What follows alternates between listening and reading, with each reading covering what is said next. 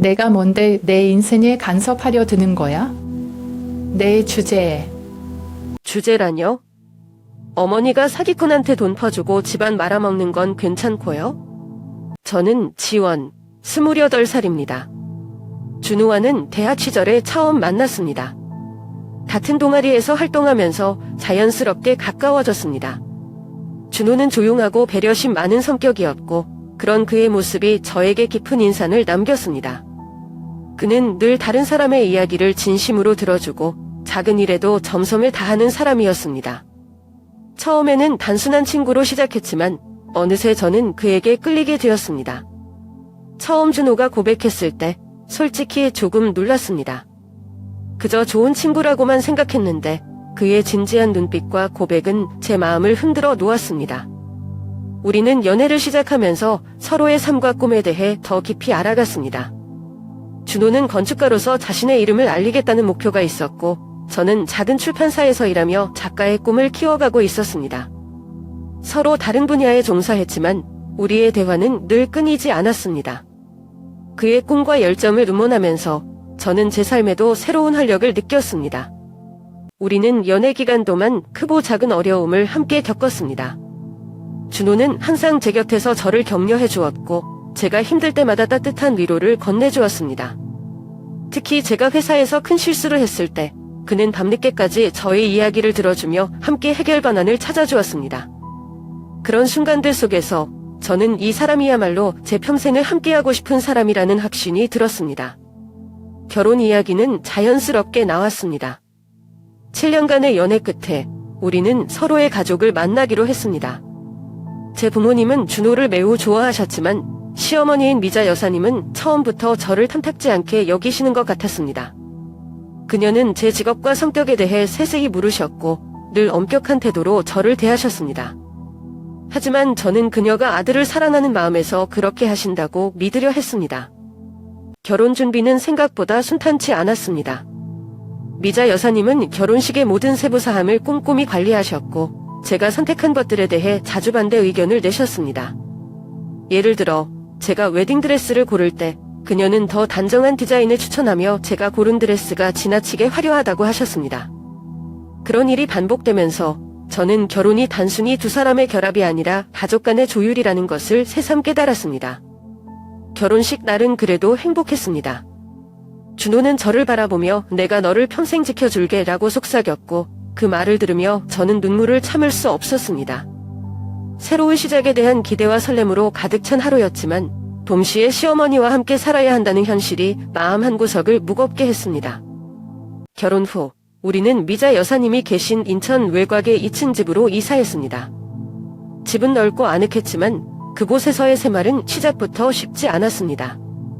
미자 여사님은 혼자 힘으로 집안을 지키며 살아오신 분이라 그런지 모든 일에 자신의 기준이 뚜렷했습니다. 그녀는 제가 새로운 환경에 적응하기도 전에 여러 가지 규칙과 요구를 제시하셨고 저는 그녀를 실망시키지 않으려 애써야 했습니다. 저에게 이 모든 것은 새로운 도전이다 숙제 같았습니다.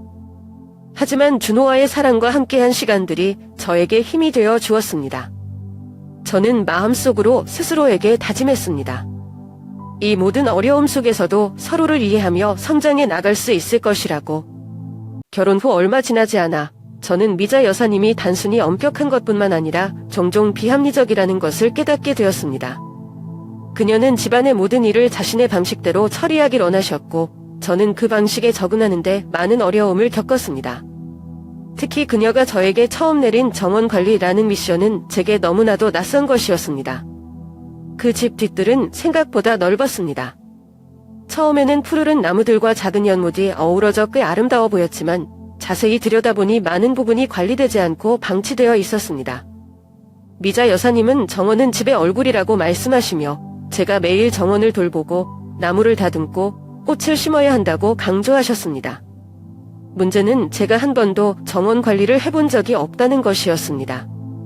그녀의 요구는 마치 제가 전문적인 원예사라도 된 것처럼 보였지만 저는 어디서부터 시작해야 할지 막막했습니다.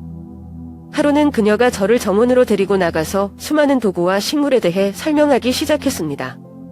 삽, 호미, 전지가위까지 모든 도구의 사용법을 알려주셨지만 저는 그녀의 말을 따라가기가 너무 어려웠습니다. 그녀는 제가 제대로 이해하지 못할 때마다 한숨을 쉬며 이것도 못하면 며느리가 될 자격이 없다고 말씀하셨습니다. 그 순간 저는 마치 시험을 치르는 학생이 된 기분이었습니다. 그럼에도 불구하고 저는 최선을 다해 정원을 돌보려고 했습니다. 그녀의 눈밖에 나고 싶지 않았기 때문입니다. 하지만 상황은 생각만큼 순조롭지 않았습니다. 첫 번째로 땅을 갈고 씨앗을 뿌렸지만 아무것도 자라지 않았습니다. 미자 여사님은 그것이 제 잘못이라며 제게 화를 내셨고 저는 그녀의 기대를 충족시키지 못했다는 죄책감에 사로잡혔습니다. 그 다음으로 작은 나무를 가지치기 하려다가 나무 한 그루를 망쳐버린 적도 있었습니다. 그녀는 나무를 보며 깊은 한숨을 쉬며 그냥 내가 하는 게 낫겠다라고 하셨습니다. 저는 그 말에 크게 상처를 받았지만 내색하지 않고 묵묵히 다시 시도했습니다. 문제는 정원 관리뿐만이 아니었습니다. 그녀는 때때로 이유 없이 제가 돈을 내야 한다고 말씀하셨습니다.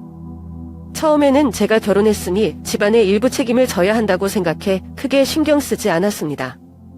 하지만 그녀는 돈을 요구할 때마다 그 이유를 설명하지 않았고 가족 일을 처리하는 데 필요하다고만 말씀하셨습니다. 그녀가 얼마나 돈을 필요로 하는지 그 돈이 어디에 쓰이는지 전혀 알 수 없었습니다. 어느 날 그녀는 저를 부엌으로 부르셨습니다. 그녀는 저에게 다가와 이번 달에는 돈이 좀 더 필요하다고 말씀하셨습니다. 저는 무슨 일 때문인지 물어봤지만 그녀는 그런 건 내가 알 필요 없다. 그냥 가족을 위한 일이야 라고 단호하게 대답하셨습니다. 저는 그 말을 들으며 묘한 불안감을 느꼈지만 그녀의 권위를 거스르지 않기 위해 아무 말 없이 돈을 드렸습니다. 그 후로도 그녀의 요구는 계속되었습니다. 한 번은 그녀가 이번엔 큰 금액이 필요하다고 말씀하시며 제가 가지고 있는 적금을 깨라고 하셨습니다. 저는 이 상황이 점점 이상하다고 느꼈지만 그녀가 워낙 단호한 태도를 보여 쉽게 거절할 수 없었습니다. 그녀의 요구가 반복될수록 저는 점점 더 스트레스를 받았고 돈이 어디로 가는지에 대한 궁금증이 커져만 갔습니다. 그 외에도 그녀는 집안일에 대해 무리한 기대를 하셨습니다. 예를 들어 매일 아침 식사를 차리고 나면 그녀는 제가 그릇을 설거지하는 방식조차도 마음에 들어 하지 않으셨습니다. 그녀는 제가 사용하는 세제의 양이나 물 온도까지 세세히 지적하셨고 내가 하던 방식으로 해라 라고 말씀하시며 자신만의 방식을 강요하셨습니다. 그녀의 끝없는 지적과 요구는 제가 더 이상 숨쉴 공간이 없다고 느끼게 만들었습니다. 이 모든 상황 속에서도 저는 준호와 이야기를 나누기 어려웠습니다. 준호는 항상 엄마는 그런 분이야? 내가 좀 참아줘 라고 말하며 제 불만을 가볍게 넘기려 했습니다. 저는 준호에게 더 이상 의지할 수 없다는 생각에 모든 문제를 혼자 해결해야 한다는 부담감에 짓눌리게 되었습니다. 어느 날 저는 2층을 청소하다가 복도 끝에 있는 문이 항상 잠겨있다는 것을 알아차렸습니다. 그 문은 평소에는 눈에 잘 띄지 않는 위치에 있었지만 청소를 할 때마다 묘하게 저의 시선을 끌었습니다. 처음에는 단순히 창고나 보관실이라고 생각했지만 시간이 지나면서 문이 잠겨있는 이유가 점점 궁금해졌습니다. 저는 어느 날 저녁 미자 여사님께 무심하게 물었습니다. 저 문 안에는 뭐가 들어있나요?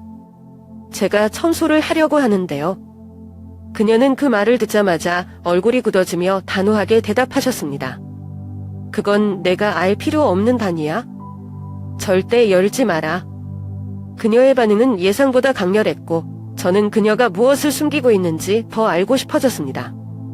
그날 이후로 그 잠긴 방은 저에게 수수께끼가 되었습니다. 매번 복도를 지날 때마다 그 문을 바라보며 상상했습니다. 안에는 오래된 가구나 추억이 담긴 물건들이 들어있는 걸까? 아니면 그 이상 제가 알지 못하는 무언가가 있는 걸까? 궁금증이 머릿속에서 떠나지 않았고 저는 그 방을 열어야겠다는 결심을 하게 되었습니다. 어느 날 미자 여사님이 외출하신 날이었습니다. 그녀는 저에게 시장에 다녀오겠다고 말씀하시며 몇 시간 후에 돌아오겠다고 하셨습니다.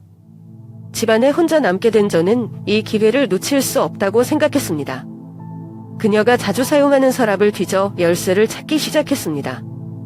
몇 분간의 수색 끝에 저는 작은 금속 열쇠를 발견했습니다. 손에 쥔 열쇠를 바라보며 저는 가슴이 두근거렸습니다. 그 열쇠를 들고 조심스럽게 복도 끝으로 걸어갔습니다. 문 앞에 서서 잠시 망설였지만 결국 열쇠를 꼽고 돌렸습니다. 문이 열리자 느껴지는 묘한 공기의 흐름과 함께 방 안의 모습이 눈에 들어왔습니다. 방 안은 생각보다 어수선했습니다. 벽에는 먼지가 쌓인 오래된 액자가 걸려 있었고 바닥에는 여기저기 물건들이 흩어져 있었습니다. 하지만 제 시선을 사로잡은 것은 방 한쪽에 놓인 테이블 위의 사진들이었습니다. 미자 여사님이 한 남자와 함께 찍은 사진이 여러 장 있었습니다. 사진 속 남자는 낯선 사람이었고 두 사람은 매우 가까워 보였습니다. 저는 이 사진들이 누구와 찍은 것인지, 왜 숨겨져 있는 것인지 궁금했습니다.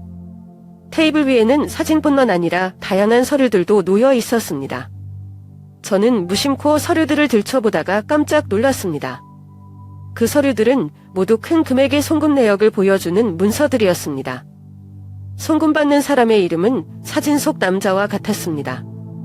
문서의 내용을 보니 미자 여사님은 그 남자에게 수년간 많은 돈을 보낸 것처럼 보였습니다.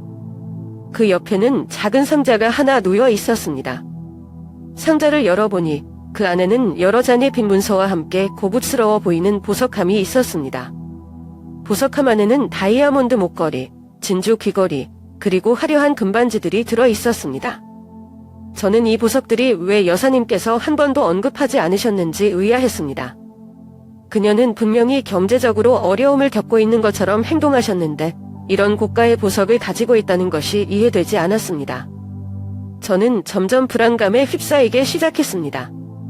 이 모든 것이 의미하는 바가 무엇일까? 그녀는 이 모든 것을 왜 숨기고 있는 걸까? 그녀가 어떤 관계에 얽혀 있는 것인지, 그리고 그것이 왜 저에게 숨겨져야 하는 것인지 이해할 수 없었습니다.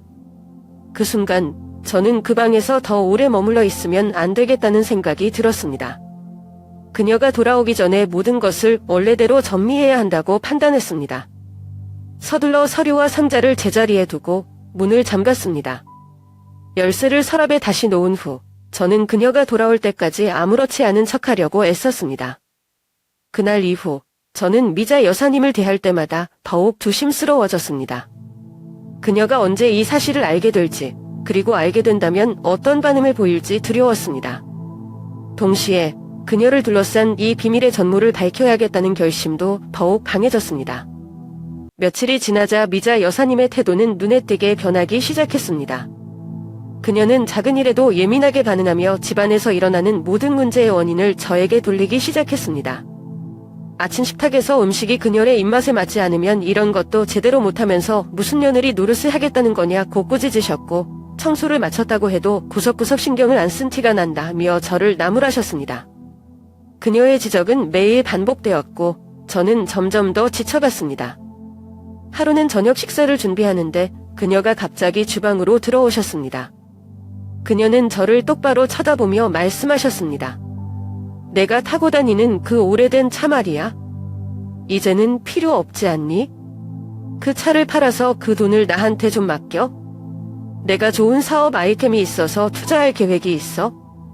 그녀의 말은 단호했고 마치 저의 차를 그녀가 이미 소유한 것처럼 들렸습니다. 그 말을 들은 순간 저는 당황스러웠습니다. 그 차는 제가 처벌급을 모아 산 소중한 물건이었고 오랫동안 함께한 추억이 담긴 것이었습니다. 게다가 그녀가 제게 요구하는 이유는 늘 모호했습니다. 가족을 위해서 혹은 중요한 일을 위해서라는 말로 포장되었지만 정작 그 돈이 어디로 쓰이는지는 전혀 알 수 없었습니다. 저는 그녀의 말을 그대로 따르기 어려웠습니다. 어머니, 그 차는 저에게 정말 중요한 물건이에요. 차를 팔지 않아도 다른 방법으로 도울 수 있지 않을까요? 저는 조심스럽게 제 의견을 전달했습니다. 하지만 그녀는 제 말을 들으려 하지 않으셨습니다. 내가 가족이라면 이런 부탁쯤은 들어주는 게 당연한 거 아니니? 내가 내 뜻을 거스르는 이유가 뭐야? 그녀는 화를 내며 말을 이어갔고 저는 입을 다물 수밖에 없었습니다. 그녀와의 대화는 더 이상 진행될 수 없었습니다. 그날 이후로 그녀는 더 자주 저를 몰아붙이기 시작했습니다. 그녀는 집안일을 더 세세히 감독하며 제가 조금이라도 실수를 하면 내가 며느리로서 자격이 있는지 의문이다 라고 말했습니다. 하루는 전등 하나가 나갔는데 그것마저도 제 탓으로 돌리며 왜 이런 걸 미리 챙기지 않느냐고 저를 나무랐습니다. 그녀의 말은 점점 더 공격적이 되었고 저는 점점 더 자신감을 잃어갔습니다. 준호와 이 문제를 논의하려 했지만 그는 늘 비슷한 반응을 보였습니다. 엄마는 그냥 그런 분이야? 너무 심각하게 받아들이지 마. 그의 말은 저에게 위로가 되지 않았습니다. 오히려 그는 어머니의 행동을 옹호하는 것처럼 보였고 저는 그가 저를 이해하지 못한다는 느낌을 받았습니다. 결혼 전에는 늘 제 편이 되어주던 준호가 지금은 어머니와의 갈등 속에서 중립을 지키려는 모습이 저를 더 외롭게 만들었습니다. 미자 여사님은 결국 차를 팔라는 요구를 더 강하게 하셨습니다. 내가 이 집을 지키려고 얼마나 노력했는지 너는 몰라. 내가 차를 팔아서 그 돈을 투자하면 우리 가족 모두에게 이익이 될 거야? 그녀는 그 말을 하며 제가 마치 이기적이고 가족을 위하지 않는 사람처럼 몰아갔습니다. 하지만 그녀의 말에는 구체적인 계획이 없었고 저는 그녀의 요구를 받아들일 수 없었습니다. 어느 날 저녁 그녀는 식탁에서 저를 노려보며 말했습니다. 내가 가족을 위한다는 말은 다 거짓말이었구나. 내가 그렇게 고집을 부리면 내가 더는 너를 며느리로 인정할 수 없을지도 몰라. 그녀의 그 말은 저를 완전히 무너뜨렸습니다. 그녀의 요구는 단순히 돈을 요구하는 것을 넘어서 저의 존재 자체를 부정하는 것처럼 느껴졌습니다. 저는 점점 더 궁지에 몰리는 기분이 들었습니다. 미자 여사님의 날카로운 말과 준호의 무관심 속에서 저는 이 집에서 제 자리를 찾을 수 없다는 생각이 들었습니다. 하지만 저는 쉽게 물러설 수 없었습니다. 그녀의 부당한 요구와 비난에 맞서 제 자신을 지켜야 한다는 결심이 들었습니다. 저는 방 안에서 발견한 모든 것을 마음속에 담아두고 있었습니다. 매일 미자 여사님과 마주할 때마다 머릿속에는 방에서 본 사진들, 송금 내역, 그리고 빈 문서가 떠올랐습니다. 그녀의 모든 행동과 말투가 이제는 새로운 의미로 다가왔습니다. 하지만 혼자서 이 모든 것을 해결하기에는 너무 벅찼고 결국 준호와 이 문제를 이야기해야겠다고 결심했습니다. 하루 저녁 저는 준호와 진지하게 대화를 나눌 기회를 마련했습니다. 저녁 식사가 끝난 후 저는 조심스럽게 입을 열었습니다. 준호야, 나 할 말이 있어. 요즘 어머니에 대해 이상한 점들이 보여서 신경이 많이 쓰여. 그는 저를 보며 약간 담원한 표정을 지었지만 무슨 얘긴데? 라고 물으며 관심을 보였습니다. 저는 방에서 본 것들에 대해 하나하나 설명하기 시작했습니다. 사진과 송금 내역, 그리고 그 안에서 느껴졌던 불안한 감정들까지 모두 털어놓았습니다. 제 말이 끝나자 준호는 잠시 말이 없었습니다. 하지만 그의 입에서 나온 첫 마디는 저를 크게 실망시켰습니다. 지원아, 그건 엄마의 개인적인 일이야. 내가 그런 걸 들춰내는 건 옳지 않은 것 같아. 저는 그의 반응에 깜짝 놀랐습니다. 준호야, 난 그냥 어머니가 어려운 상황에 빠져 계신 것 같아서 도와드리려고 한 거야. 이건 그냥 개인적인 문제가 아니야. 가족의 문제잖아. 하지만 그는 고개를 저으며 말했습니다. 어머니는 항상 자신만의 방식으로 문제를 해결해 오셨어. 우리가 괜히 나서서 어머니를 불편하게 만들 필요는 없어. 그의 말은 저를 더 혼란스럽게 만들었습니다. 저는 그가 제 이야기를 이해해 주리라 믿었는데 그는 오히려 저를 비난하는 것처럼 들렸습니다. 내가 어머니의 사생활을 너무 깊이 파고드는 것 같아. 그만두는 게 좋을 것 같아. 그의 말은 단순한 충고처럼 들리지 않았습니다. 그것은 마치 제가 잘못된 행동을 하고 있다는 것을 암시하는 듯한 말투였습니다. 그날 밤 저는 방 안에서 홀로 눈물을 흘렸습니다. 남편으로부터의 지지와 위로를 기대했지만 오히려 그는 저를 멀리하는 것처럼 느껴졌습니다. 결혼 전 그는 늘 저를 이해해주고 제 편이 되어주던 사람이었습니다. 하지만 지금은 그의 태도가 완전히 달라진 것 같아 마음이 아팠습니다. 다음 날 아침 저는 거울을 보며 스스로에게 다짐했습니다. 이 문제를 해결하려면 내가 더 강해져야 해. 아무리 어려워도 진실을 밝혀야 해. 미자 여사님의 행동은 단순히 숨겨야 할 비밀이 아니라 가족 모두에게 영향을 미칠 수 있는 중요한 문제라고 생각했습니다. 저는 조용히 그녀의 행동을 관찰하기 시작했습니다. 그녀가 통화를 할 때 가끔씩 들리는 대화의 단편들은 이상한 느낌을 주었습니다. 다음 주까지 보내줄게요. 그 사람이 정말 신뢰할 만한 사람이 맞는 거죠? 같은 말들은 그녀가 단순히 일상적인 이야기를 하는 것이 아님을 암시했습니다. 그녀의 행동과 말 속에서 어떤 불안감이 느껴졌고 저는 그것이 무엇인지 반드시 알아야겠다는 결심이 점점 더 강해졌습니다. 준호와의 관계는 점점 더 멀어지는 듯했습니다. 그는 여전히 어머니를 옹호하며 제가 지나치게 예민하다고 생각했습니다. 지원아, 내가 왜 그렇게 엄마의 일을 신경 쓰는지 모르겠어. 우리 그냥 평범하게 살아가자. 그의 말은 저를 더 외롭게 만들었고 저는 스스로 이 문제를 해결해야 한다는 부담을 더욱 크게 느끼게 되었습니다. 이 모든 과정 속에서 저는 스스로를 다독이며 마음을 다잡으려 노력했습니다. 진실을 찾는 일이 쉽지 않을 거라는 것을 알고 있었지만 포기할 수는 없었습니다. 어머니를 돕기 위해서라도 그리고 이 가정의 균형을 되찾기 위해서라도 저는 끝까지 이 문제를 파헤치겠다고 마음먹었습니다. 미자 여사님이 숨기고 있는 진실을 밝혀내겠다는 결심이 강해질수록 저는 그녀의 행동을 더 주의 깊게 관찰하기 시작했습니다. 그녀는 매일 일정한 시간에 전화를 걸거나 문자를 주고받는 모습이 잦았습니다.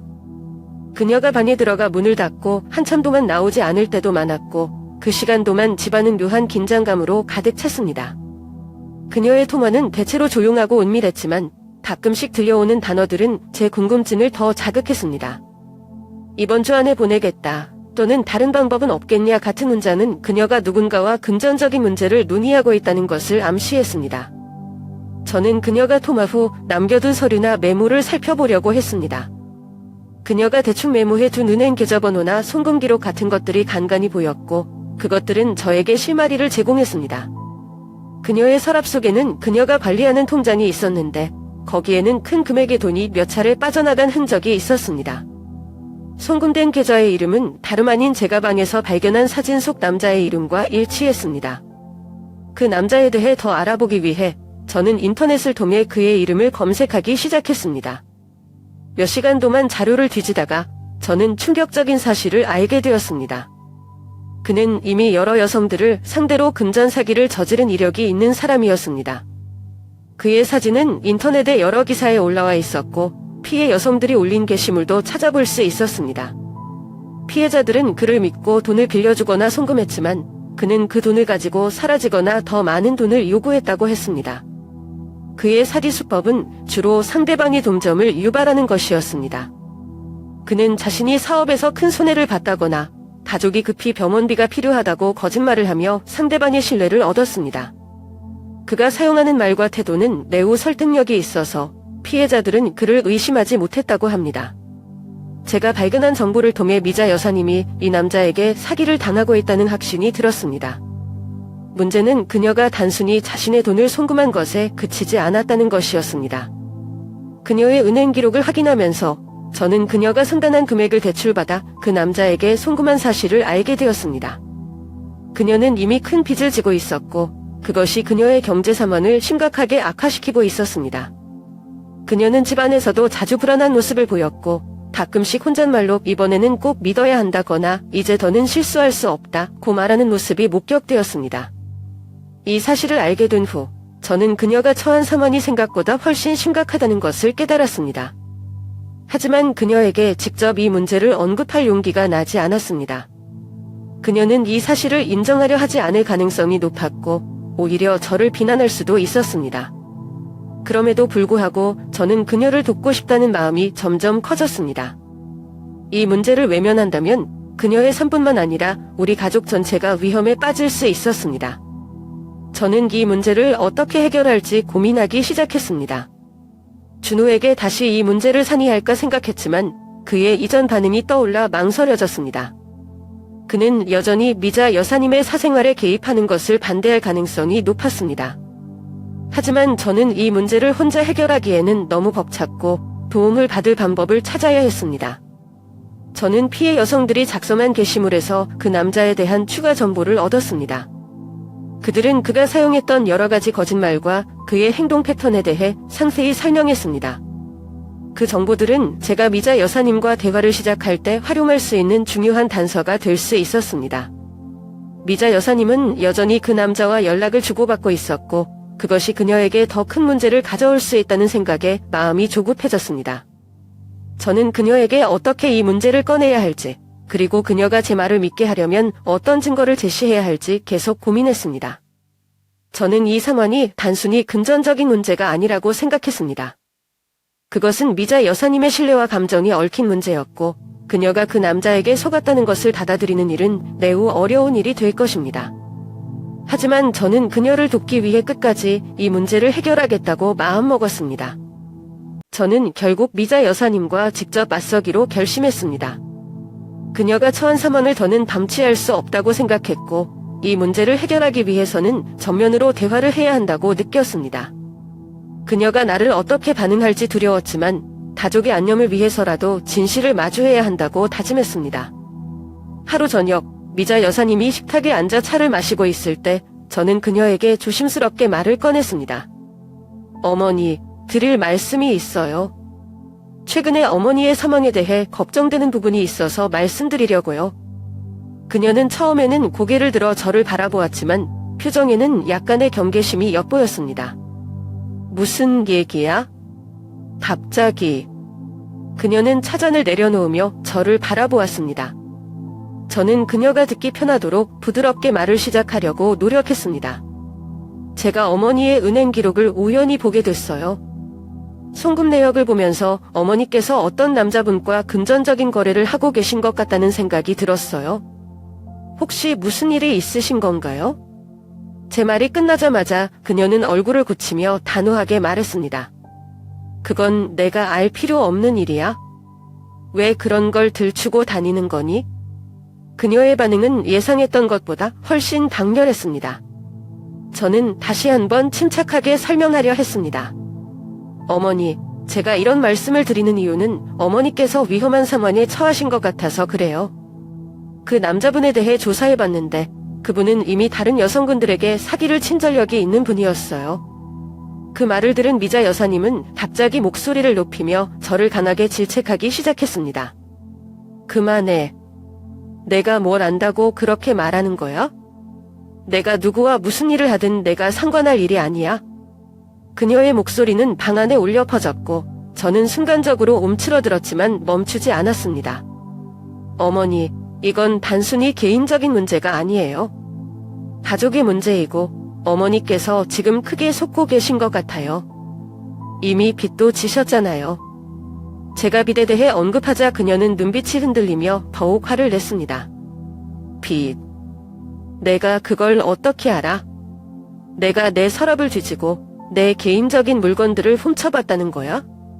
그녀는 분노에 찬 목소리로 저를 몰아붙였고 저는 더 이상 그녀를 설득할 방법을 찾을 수 없었습니다.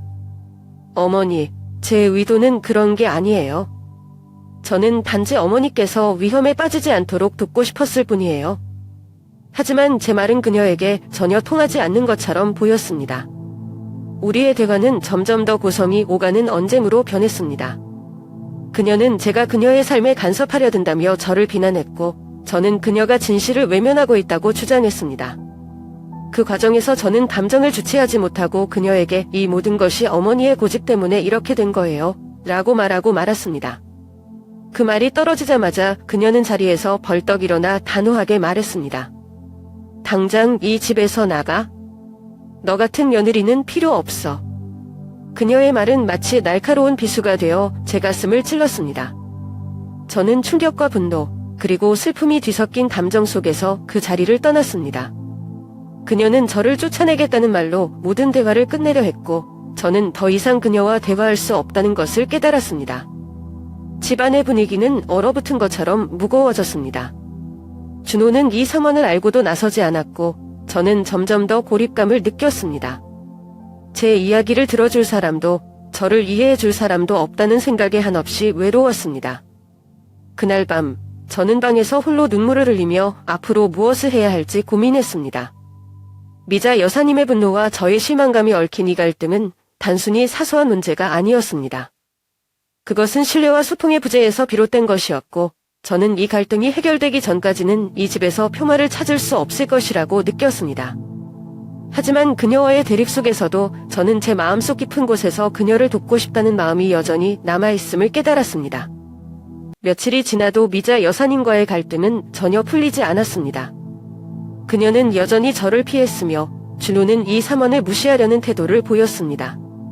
집안의 공기는 마치 폭풍전야처럼 무겁게 내려앉아 있었습니다. 저는 계속해서 이 문제를 어떻게 해결해야 할지 고민했지만 삼원은 제가 통제할 수 없는 방향으로 흘러가기 시작했습니다. 그날 오후 저는 집에서 빨래를 정리하고 있었습니다. 미자 여사님은 평소처럼 방 안에 계셨고 준호는 회사에서 아직 돌아오지 않은 상황이었습니다. 그런데 갑자기 문 밖에서 벨소리가 울렸습니다.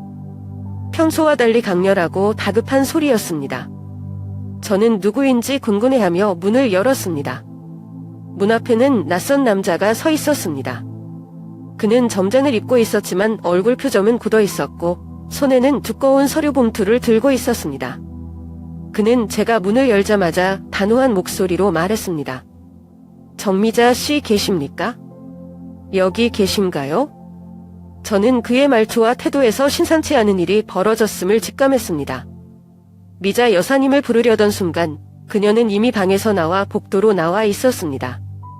그녀의 얼굴은 참백했고 낯선 남자를 보자마자 눈빛이 흔들리는 것이 분명했습니다. 제가 정미자인데 무슨 일이죠? 그녀는 작은 목소리로 물었습니다.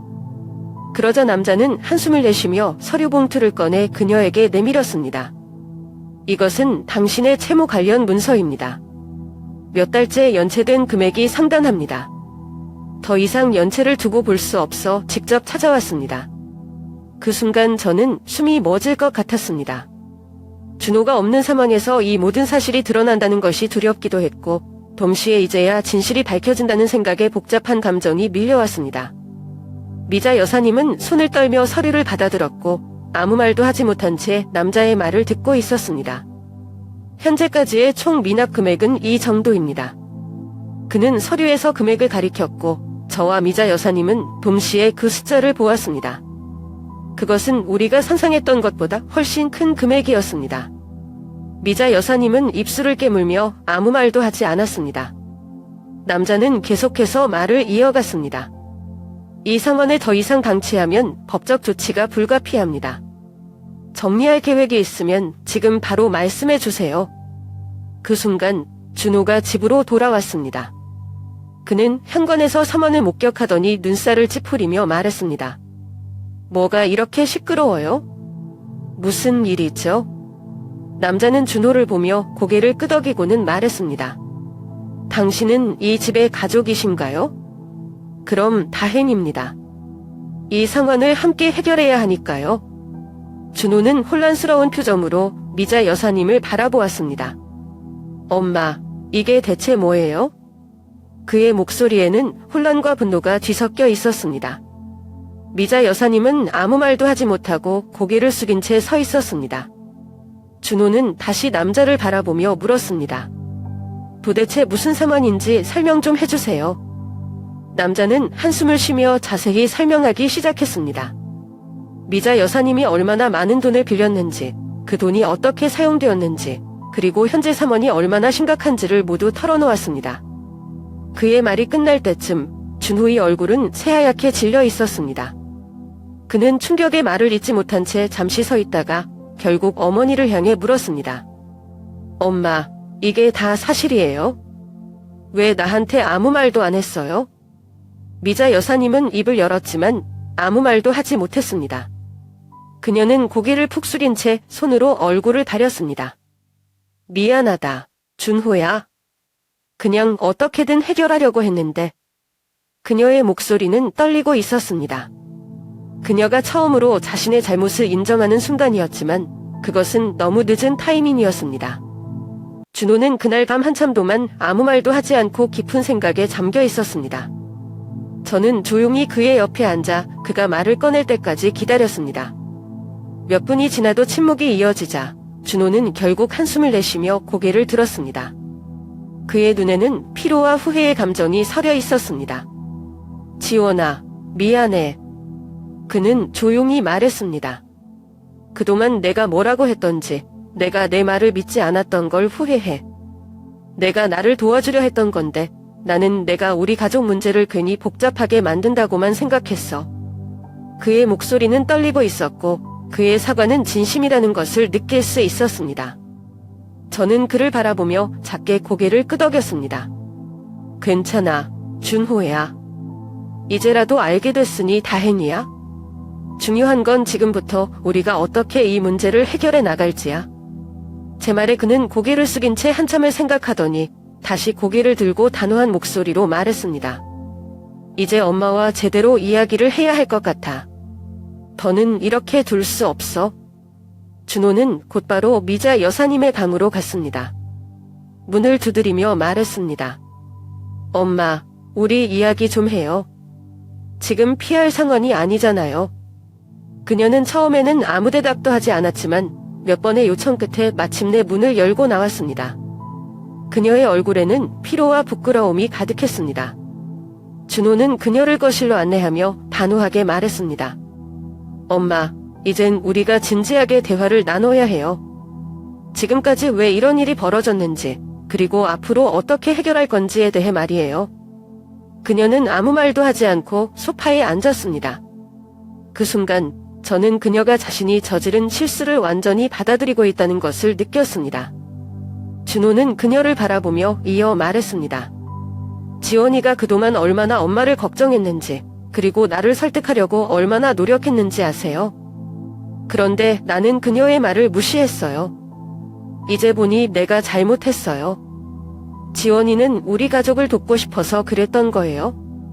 그의 목소리는 단호하면서도 부드러웠습니다. 그는 어머니를 비난하려는 것이 아니라 그녀가 자신의 행동을 돌아보게 만들고 싶어 하는 것 같았습니다. 미자 여사님은 고개를 숙인 채 작게 대답했습니다. 미안하다, 준호야. 그리고 지원아, 너에게도 미안하다. 난 그저 내가 이 문제를 혼자 해결할 수 있을 거라고 생각했어. 그런데 점점 일이 커지면서 감당할 수 없게 됐어. 그녀의 말은 떨렸지만 진심이 담겨 있었습니다. 준호는 그녀의 말을 듣고 깊은 한숨을 내쉬며 말했습니다. 엄마, 이제는 우리 삶에 간섭하는 걸 멈춰야 해요. 내가 지원이와 결혼한 이후로 우리 부부의 삶에 너무 많이 개입하려고 했잖아요.